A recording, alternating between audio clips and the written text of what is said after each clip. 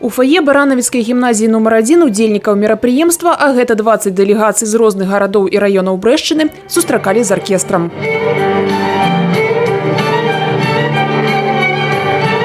Тут можно было познакомиться со стендовыми презентациями установ адукации города Барановичи. Выставы декоративно-прикладного мастацтва, формирование инклюзивной эдукационной просторы, экологичные проекты. Средняя школа номер 7 является членом Ассоциации образования для устойчивого развития. С 2019 года мы являемся тематическим ресурсным центром поддержки создания экодружественной среды. Мы сегодня представляем проект «Апсайклинг.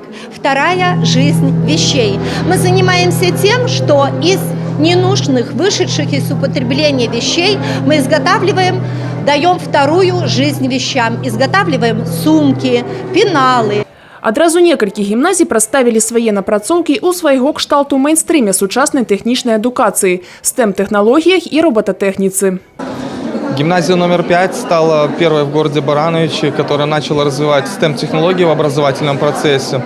Это началось еще в 2014 году, то есть это все постепенно развивалось, и то, что мы имеем на сегодняшний день, а конкретно это все превратилось в центр мейкерства, это, собственно, заслуга нашего руководства, тех людей, которые работают в этой сфере, и тех ребятишек, которые замотивированы заниматься робототехникой, радиоэлектроникой, мехатроникой, ну и другими перспективными направлениями науки и технологий.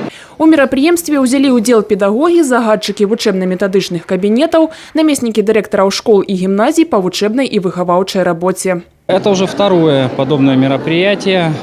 Первое было проведено на базе нашего Брестского областного института развития и образования. Это панорама опыта Кобринского района. Теперь Барановичи. Город Барановичи один из наиболее, наверное, продвинутых городов в плане образования Брестской области. Поэтому выбор на него пал не случайно. Целью данного мероприятия является обмен опытом.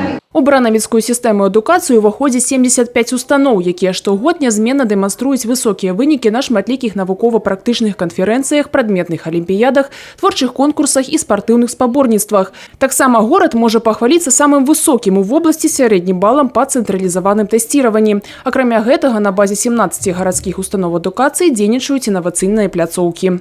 Хочется отметить, что сегодня практически 60% всех учреждений общего среднего образования представляют свой многолетний опыт работы. Есть чем поделиться, есть о чем рассказать, и это важно, потому что наша система, она была, есть и будет прогрессивной. Она не стоит на месте, она только движется вперед.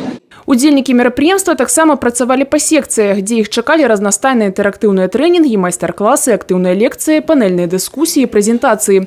Плануецца, што панарама эфектыўнага вопыту адукацыі будзе праходзіць прыкладна раз у некалькі месяцаў і ў іншых кутках вобласці. Алена Ракудзі, Яна Мішчук, Мікалай Руцкі, тэлерадыёкампанія «Брэст».